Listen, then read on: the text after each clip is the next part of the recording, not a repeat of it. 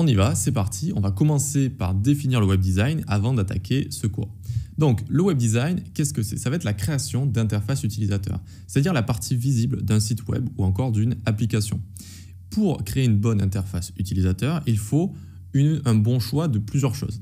Il faut gérer plusieurs domaines, notamment le domaine des couleurs, c'est-à-dire une bonne palette de couleurs, des bonnes couleurs utilisées en fonction des gens qui vont aller sur notre site, on va y venir juste après.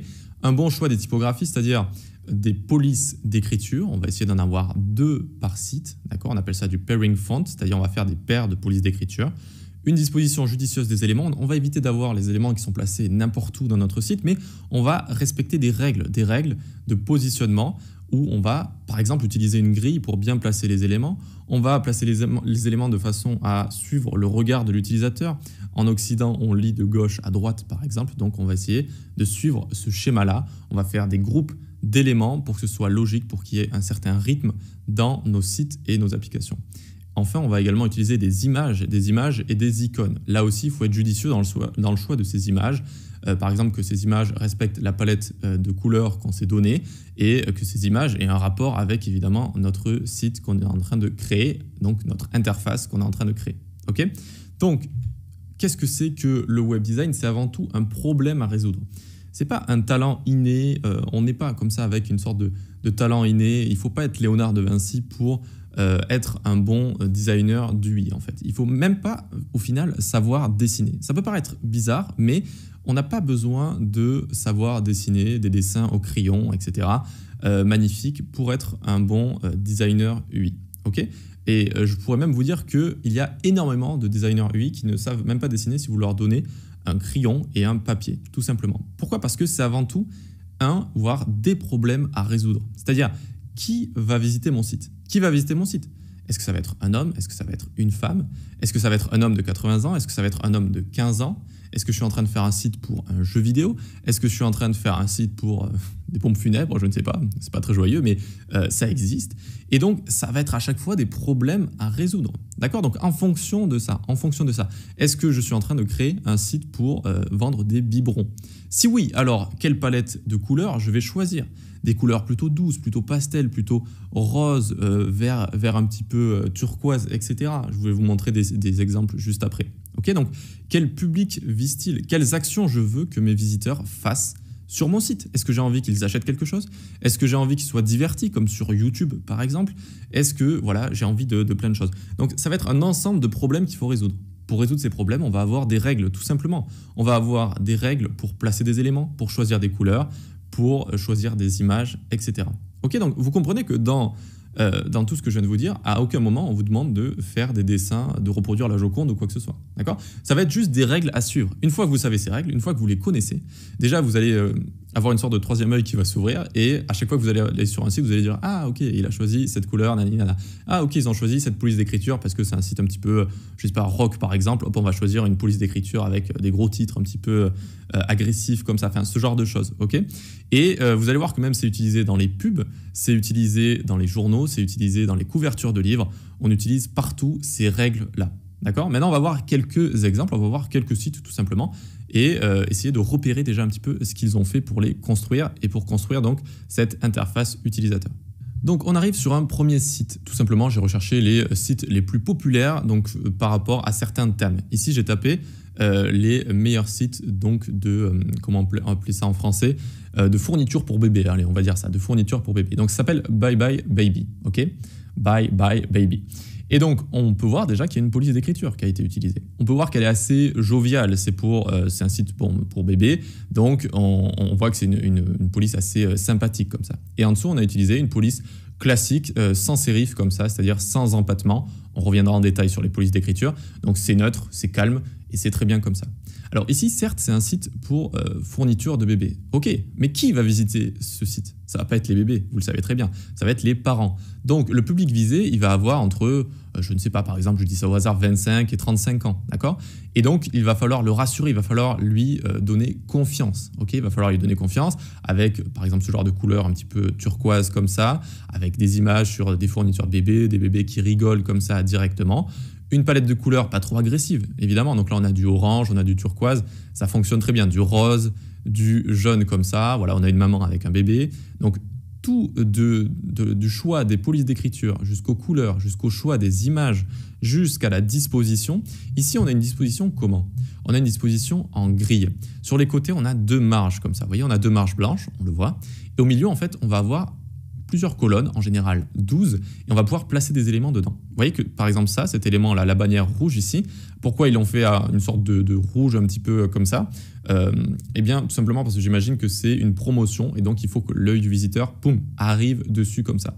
Mais revenons à la grille, Ici, on voit que ça va prendre tac, tout l'espace ici de gauche à droite. C'est-à-dire que ça va prendre toutes les colonnes de notre grille. Ça aussi, vous inquiétez pas, on aura vraiment pas mal de leçons sur la disposition des éléments, et notamment avec une grille, et notamment avec Figma, c'est le logiciel qu'on va utiliser. Donc ici, on voit bien que ça prend tout de gauche à droite. Ici, pareil. Ensuite, ici, bon, on imagine que c'est une image, donc pareil. Mais là, regardez, hop, ça s'est découpé en 2. Tac, ça s'est découpé en 2 ici. Donc on imagine qu'on a 6 colonnes ici, 6 colonnes ici.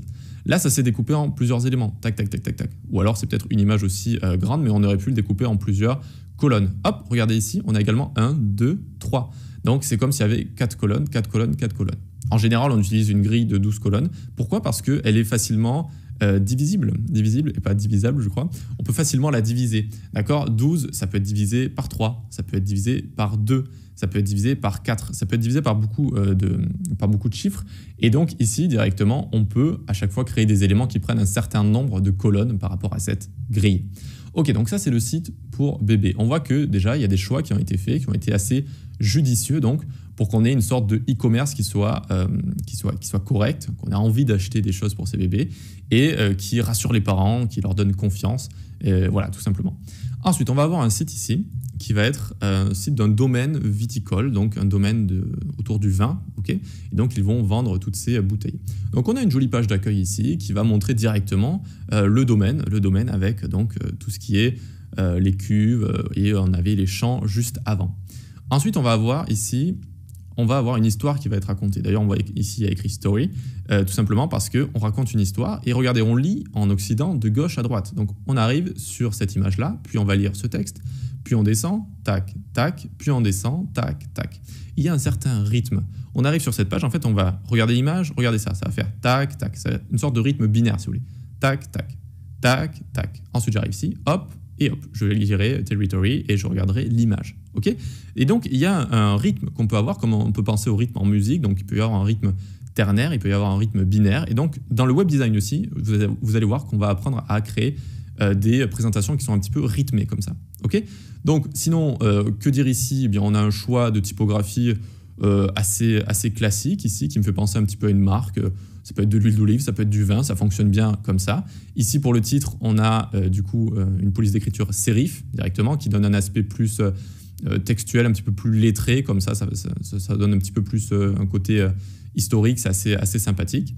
Et donc, pour la palette de couleurs, c'est assez subtil ici. Si on arrive sur la page d'accueil, on voit que du blanc et on voit cette image qui a été choisie. Pas pour rien, hein, parce que le marron ici, c'est très lié à la terre, c'est très lié au viticole, etc. Mais en général, on l'utilise quand on parle de nourriture, on a au moins une couleur marron qui arrive par là. Ensuite, on descend, on a du gris juste ici. On a cette couleur un peu aubergine ici, désaturée, avec de la luminosité en moins également. C'est très bien, ça rappelle un petit peu le vin, cette couleur-là, un petit peu aubergine. C'est très correct. Ici, je vois du marron encore, il y a un rappel. Encore une fois, on fait un rappel directement à la terre. D'ailleurs, on montre de la terre directement. Ici, on a la couleur aubergine.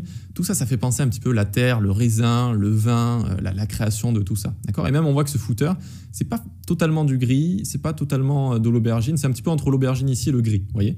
Et donc, ça aussi, ça rappelle un petit peu tout ça. Voilà, donc vous voyez que pour un site de vin, encore une fois, on a juste résolu un problème. De quoi on parle ? On parle du vin.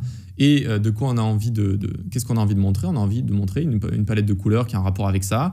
Et donc, on a envie de montrer ici l'histoire d'une famille, etc. Donc, on utilise des polices d'écriture qui ont un rapport avec tout ça, qui permettent de faire une sorte d'argument d'autorité avec voilà, une belle police d'écriture en sérif comme ça. Et puis, sans sérif en dessous. Vous voyez qu'à chaque fois, on lit les deux. C'est super. Lier les deux comme ça fonctionne quasiment tout le temps. On a peu de chances de se tromper. Et c'est ça que j'ai envie de vous montrer aussi. C'est des techniques où voilà, vous allez arriver sur un site et vous utiliserez une technique et vous allez pas trop avoir de chance de vous tromper. On va essayer de ne pas trop aller hyper loin dans des détails compliqués, mais plus de trouver des techniques qui fonctionnent quasiment tout le temps et donc qui sont faciles à reproduire et donc vous allez moins vous prendre la tête. Ensuite, donc dernier site, on va voir un site sur, on va dire, l'architecture ou une agence immobilière. J'en vois souvent passer des sites comme ça, et à chaque fois, ils se ressemblent un peu dans le sens où ils essayent d'être avant-gardistes, en fait. Vous voyez, là, on a une sorte de système déstructuré, ça s'appelle. C'est-à-dire, au lieu d'avoir une grille comme ça, on va un peu avoir une image qu'on imagine un petit peu au hasard qui va être mise ici, où elle va dépasser un petit peu ici, il va y avoir du texte qui va lui aller dessus. On appelle ça un système déstructuré, donc quand on va utiliser des éléments qui vont aller un petit peu en dehors de la grille, comme ça.